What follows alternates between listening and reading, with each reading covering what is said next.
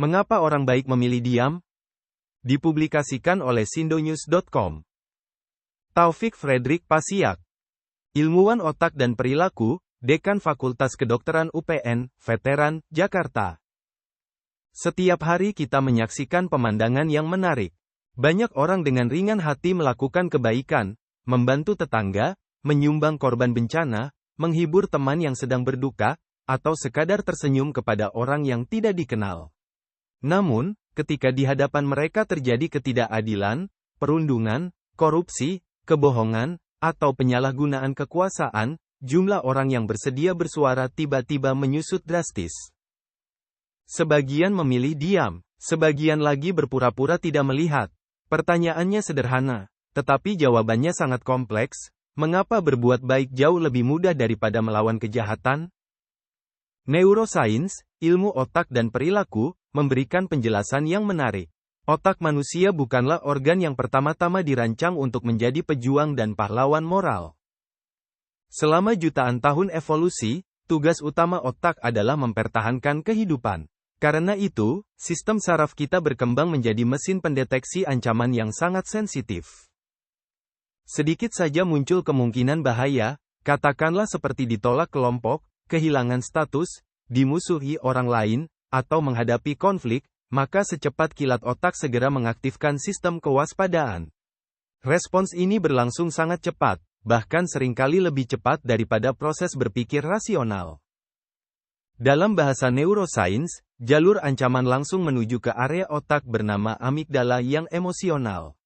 Tidak melalui korteks otak yang rasional. Itulah sebabnya mengapa keberanian bukanlah kondisi alami otak. Keberanian justru muncul ketika bagian otak yang bertanggung jawab atas fungsi eksekutif mampu mengendalikan sinyal ancaman tersebut.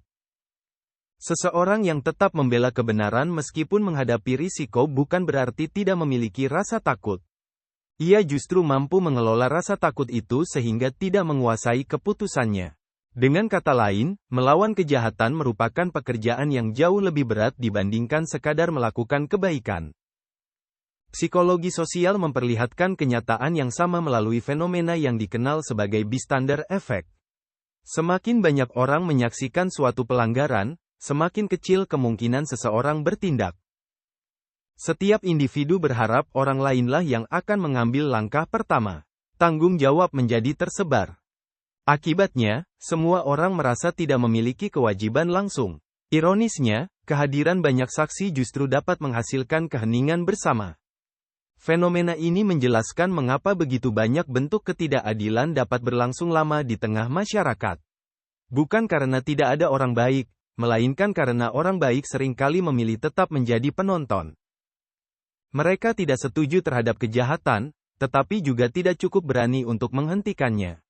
Dalam banyak kasus, diam akhirnya menjadi bentuk persetujuan yang tidak diucapkan. Namun, bystander effect hanyalah salah satu bagian dari cerita. Psikologi sosial mengenal sebuah konsep lain yang disebut spiral of silence. Teori ini menjelaskan bahwa seseorang cenderung enggan mengemukakan pendapatnya apabila ia merasa berada di pihak yang minoritas atau berisiko ditolak oleh lingkungan sosialnya. Ketakutan terhadap isolasi sosial ternyata merupakan salah satu kekuatan paling besar yang memengaruhi perilaku manusia. Fenomena spiral itu menjelaskan mengapa dalam banyak organisasi, institusi, bahkan negara, begitu banyak orang sebenarnya mengetahui adanya penyimpangan, tetapi memilih diam. Bukan karena mereka setuju, melainkan karena mereka memperkirakan bahwa biaya sosial untuk berbicara jauh lebih besar daripada manfaat yang akan diperoleh.